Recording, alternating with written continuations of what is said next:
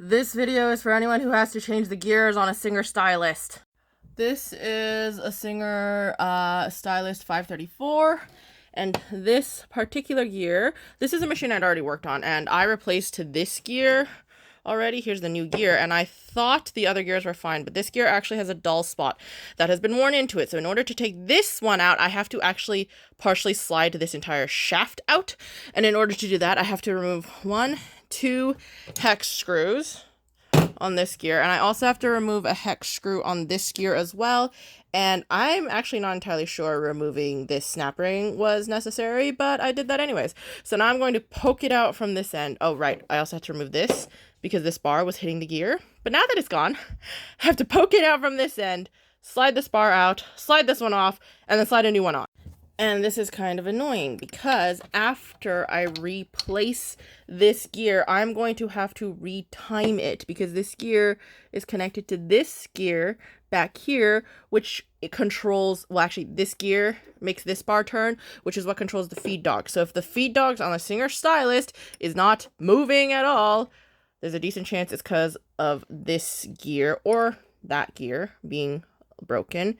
And on this gear, you can see right there, that is the dull spot. So when the gear comes into contact with this spot, it just doesn't spin at all. And while I'm in there, I'm going to check that gear, which of course has a dull spot in it too, right over there. Which means I actually have to take out this entire shaft, which would be significantly less annoying, but I think there's space in there, which means I think I can like slide it out one end and then slide it out the other end. So I gotta take this gear off by loosening all the screws on it. And before I can even take that off, because there's not enough room to slide it off, I gotta come to this end and loosen this one as well. And now this one should slide right off. I just gotta be careful of the belt in there. Okay, now that that's loosened, I actually have to shove everything as far as I can that way so that I can slide that gear off first. But before I can do that, I have to get this little E-clip out of the way. Okay, now I should be able to slide this entire bar that way so that I could take this gear off. Haha, success. Now I'm going to loosen the screws on this thing. I was really hoping I wouldn't have to do this, but I think I have to take this power thing out in order to actually get this bar out. Okay, I got this thing removed, which required partial disassembly, but I'm not going to disassemble it anymore because I don't know that I can put it back together if I take it apart more, and you never take things apart unless you know you can put them back together. But I can slide this rod out now and take this thing off. Success. Now I take the new one and slide it on, which was honestly insultingly easy. And now I'm going to slide this bar back into place. And now that I don't need to take this bar out now, before I even arrange any of this stuff here, I'm going to get this back together because this is the part I'm most unfamiliar with. Now that I've got this power assembly back on and I have the belt back on this gear, I'm going to put this gear in, which is one of the bobbin gears. That's on, but not tightened. I'm going to put my E-clip back on. Now that I have that E-clip back on, I'm going to put the gear that I need to over here.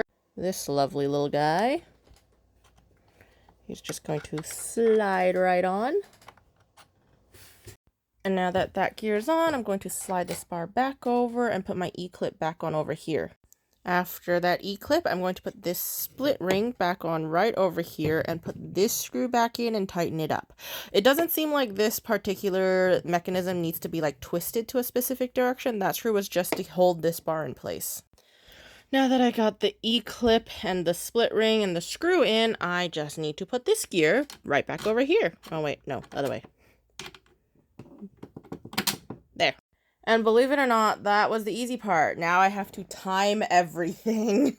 I'm going to start by tightening the gears on all of the things on this bar back here. So this screw has to get tightened, the 2 screws on here have to get tightened, and this has to get tightened. And now this one and this one is what I'm going to let stay free so that I could use them to time everything. I'm going to start with the feed dogs. The feed dogs have to be up when the needle is up, and then by the time the needle gets down, the feed dogs need to be down below the needle plate so it's not moving the fabric.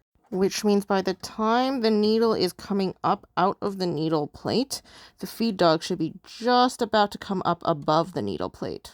I've tightened one of the screws so that in case I need to go again, and it goes up when the needle goes up, moves back, and is down below the needle plate by the time the needle goes down, and just starts to rise up right as the needle comes up. So I think the feed dogs are good now. Next up is the bobbin area, and with this particular machine, the needle is supposed to go down and the hook is supposed to catch it as the needle is on its way up. So I have to like put the needle in the right position and then manually move the bobbin area to where it needs to be, and then tighten the screw so it stays there. And now I'm going to test it by going on a dry run without the thread. Yeah, that's not hitting anything. And now with the thread, yep, it's catching. Same test with the bobbin case now. And we're good. And final test is with a zigzag stitch, specifically the 3-step zigzag, because this will have the needle moving side to side, and I need to make sure that bobbin, like that rotary hook, catches no matter where the needle is. And it's really good that I did that, because when the needle is on the left side, it's actually not getting caught. So I know I need to adjust this rotary hook timing just a little bit more. And she's all good now, so I'm going to retighten the other screw on here, and then put everything back together, grease everything up, and send her back home to her owner. I think I need to give myself a raise.